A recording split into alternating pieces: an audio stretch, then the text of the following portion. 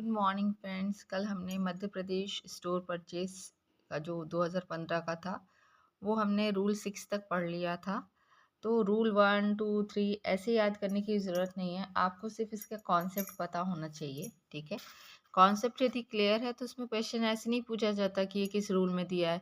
बच्चों वाले क्वेश्चंस की बिल्कुल उम्मीद छोड़ दें। क्वेश्चन आएंगे तो फैक्ट बेस आएंगे, फैक्चुअल आएंगे, कॉन्सेप्चुअल आएंगे, कॉन्सेप्ट क्लियर होने वाले आएंगे।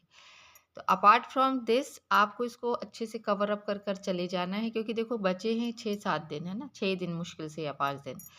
तो चीज़ें कॉन्सेप्ट क्लियर करके जाओगे ना तो वो सारा पढ़कर चले जाने के बावजूद भी क्वेश्चन जिन टॉपिक से आते हैं उनको कवर अप करना ज़रूरी होता है। ठीक है, तो हताश होने के लिए मैं बिल्कुल नहीं बोलती हूँ कि नहीं अब तो काम समय कम है, आप लोग नहीं कर पाओगे। करने को तो सब कर लोगे, बट एक कहते हैं कि जो मेन मेन चीज़ें हमें वो ज़रूर पढ़ के जानी है। ठीक है, तो thank you so much for your wonderful comments. कुछ पॉजिटिव भी आए, कुछ नेगेटिव भी आए कि मैडम डिमोटिवेट कर रहे हो। डिमोटिवेट नहीं कर रही हूँ, जो सत्य है, जो वास्तविकता है वो आप समझ लो, क्योंकि ऐसे एग्ज़ाम्स को क्लियर करने के लिए लंबी मेहनत, लंबा समय देना होता है, तब कहीं जाके वो एग्ज़ाम क्लियर होता है। आप सोचो कि 15 दिन में मैं पढ़कर कर लूँगा, तो यार ये सब ना फालतू की बकवास है। आपको करना है, थोड़ा तो टाइम देना पड़ेगा। ठीक है, उतनी बड़े पद पे आप जा रहे हो तो ठीक है। तो ज़्यादा समय ना गवाते हुए हमें रूल नंबर 7 से स्टार्ट करना है ना। तो रूल नंबर 7 यहाँ था, हमने 6 तक कर लिया था। 6 में देखो जो रिजर्व थे उनकी बात की थी, जो रिजर्व कैटेगरी थी। गुड्स एंड सर्विसेज में यदि डिफरेंस नहीं पता हो तो मैं बता दूं, गुड्स वो होते हैं जो फिजिकली आप टच कर सकते हो, बेच सकते हो जिनको, ठीक है, उसका यूज़ कर सकते हो। सर्विसेज क्या होती हैं, जैसे कोई सॉफ्टवेयर डेवलपमेंट करना है, ठीक है, सॉफ्टवेयर से रिलेटेड कोई सुविधा आपको मिल रही है, आप बैंक में जाते हो तो वो सर्विस है, आप हवाई जहाज़ में बैठ कर जाते हो वो सर्विस है, होटल जाते हो वो सर्विस है। These are the sector which is comes under in service sector. ठीक है, सर्विस सेक्टर में आप जो चीज़ खरीद रहे हो वो आपको दिखाई नहीं देगी, टच नहीं कर पाओगे, सिर्फ उसको महसूस कर पाओगे। ये हो जाता है सर्विस सेक्टर। ठीक है, अब रूल नंबर 7 में आ जाते हैं। यहाँ रिजर्व की बात की थी 6 पे, इसमें अनरिजर्व की बात की है, जो रिजर्व नहीं है गुड्स। ठीक है, उसमें आपको अनारक्षित सामग्री का क्रय जो होगा वो नियम 8, 9 और 10 के अनुसार होगा। रीजनेबिलिटी रेट जो है क्रयकर्ता द्वारा प्रमाणित यदि अनारक्षित सामग्री जैम पोर्टल पर उपलब्ध है। ठीक है, तो जैम पोर्टल से क्रय की स्थिति में क्रय की जाने वाली सामग्री का कुल अनुमानित मूल्य 2.5 लाख से अधिक होने पर जैम पोर्टल पर निविदा द्वारा क्रय किया जाएगा। इसका सिर्फ कॉन्सेप्ट समझ लो कि 50,000 तक की यदि कोई खरीद है तो उसके लिए किसी टेंडर को देने की ज़रूरत नहीं है, आपको जैम पे जाने की भी ऐसी कोई खास ज़रूरत नहीं है। यदि आपको बाजार में मिल रहा है तो आप ले सकते हो, जैम पर मिल रहा है तो जैम से भी ले सकते हो। ठीक है, तो 50,000 से 2.5 लाख तक का कोई भी क्रय, उसके लिए आपको किसी प्रकार का टेंडर नहीं देना है, आप ऐसे ही खरीद सकते हो। ठीक है, ऐसे सामान को खरीदने के लिए ये लिखा है ना, 50,000 तक की सामग्री बिना कोटेशन के आप स्थानीय बाजार या जैम से खरीद सकते हैं, ये दिया है। ठीक है, रूल नंबर 8 में वित्तीय वर्ष में कितनी बार खरीद पाओगे ऐसी सामग्री? भाई बार बार थोड़ी ना खरीदोगे 50,000 रुपये, तो पूरे एक साल में आप अधिकतम 5 बार तक 50,000 तक की सामग्री स्थानीय बाजार से खरीद सकते हो, ये रूल नंबर 8 बोलता है। 9 में है, इसको समझ लेना अच्छे से, मैं समझा देती हूँ। विभागीय क्रय समिति की अनुशंसा के आधार पर ही 50,000 से 2.5 लाख तक के मूल्य की अनारक्षित सामग्री का क्रय किया जाएगा। तो रूल नंबर 9 को अच्छे से पढ़कर जाना। यदि उसे पूछे कि विभागीय क्रय समिति का जो गठन है वो कितने मूल्य तक की सामग्री के खरीदने के लिए किया जाता है, तो वो 50,000 से 2.5 लाख तक की सामग्री, वो भी रिजर्व नहीं, अनरिजर्व कैटेगरी के जो सामग्री होगी या सर्विस होगी, उसको खरीदने के लिए विभागीय क्रय समिति का गठन होगा।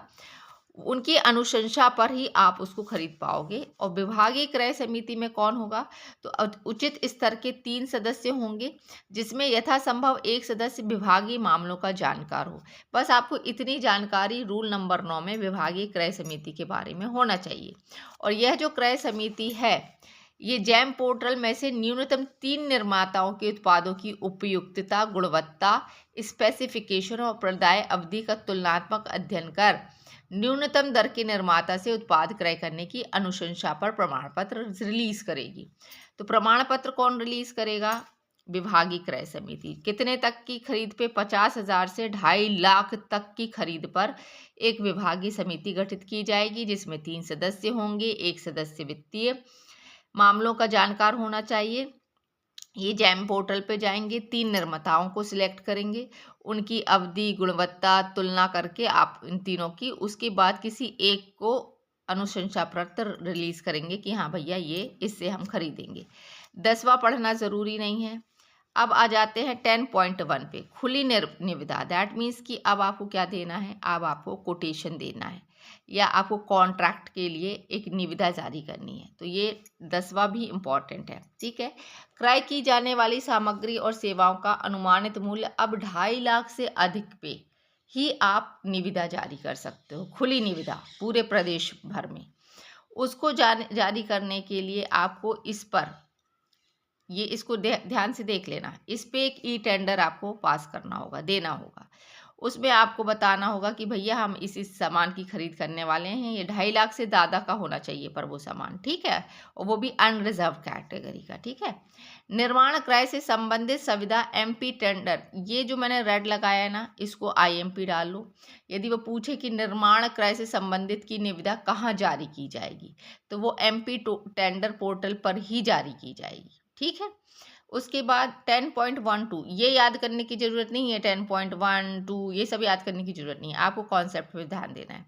ई पोर्टल के अलावा ये मुख्य है, इसको भी देख लो कि जब आप निविदा जारी करोगे ना, तो उसको जारी करने के लिए पोर्टल तो ठीक है, अपार्ट फ्रॉम पोर्टल आपको एक राष्ट्रीय दैनिक समाचार पत्र और 2 राज्य स्तरीय समाचार पत्र में संक्षिप्त विज्ञापन प्रकाशित करना आवश्यक है।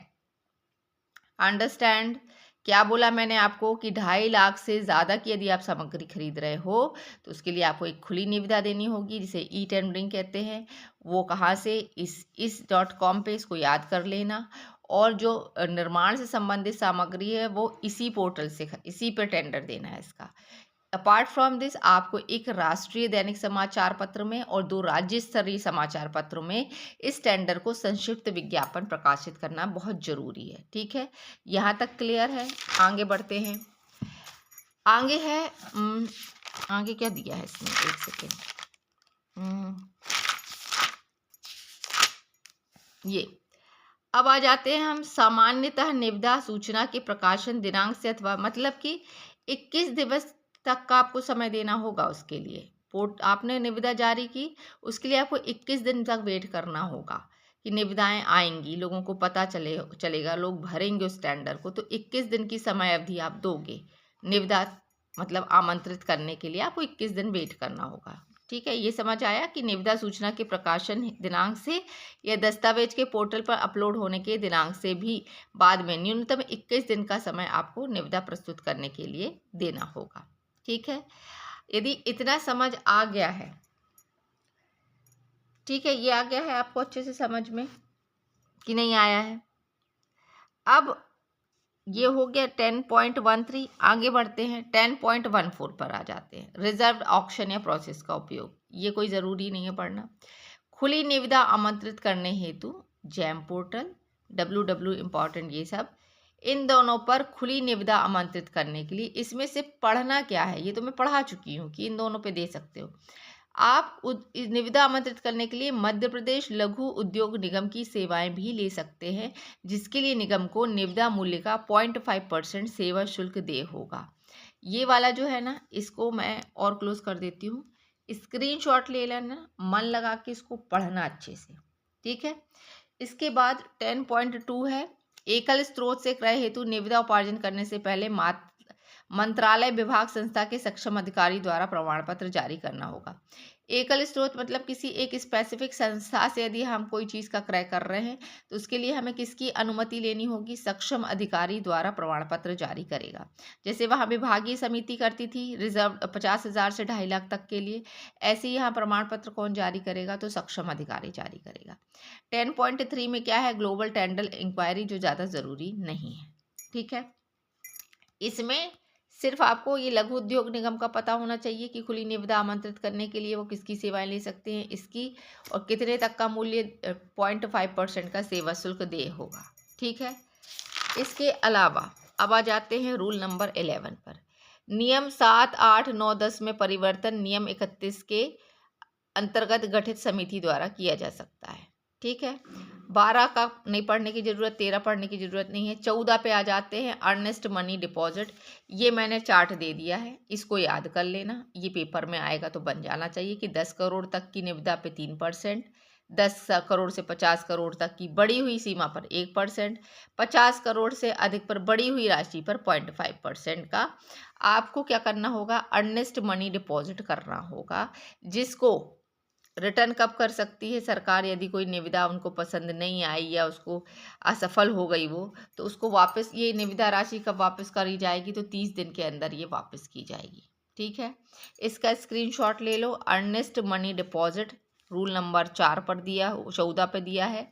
साधारण निविदा की प्रतिभूति क्रय उपार्जन की जाने वाली सामग्री के अनुमानित मूल्य के 0.5 से 3%, ये पेपर में आएगा। इसमें छूट किस किस को दी गई है, तो एमएसएमई और स्टार्टअप को दी गई है। आज हम रूल 14 तक ही पढ़ रहे हैं, शाम को रूल 15 से बाकी का मैं कर दूंगी। आज ये पूरा कंप्लीट करवा दूंगी मैं, प्रॉमिस है मेरा, बशर्ते कि आपके प्यारे कमेंट आने चाहिए पॉजिटिव, और शेयर ज़रूर करें आप दोस्तों के साथ, क्योंकि समय कम बचा है। तो मैं चाह रही हूँ कि भाई आप शेयर करो लोगों को, और तैयारी अच्छी करो, पेपर अच्छा जाए तो भूलना मत, जुड़े रहना मेरे साथ। ठीक है, चैनल को लाइक ज़रूर किया करें और सब्सक्राइब ज़रूर करें। Thank you.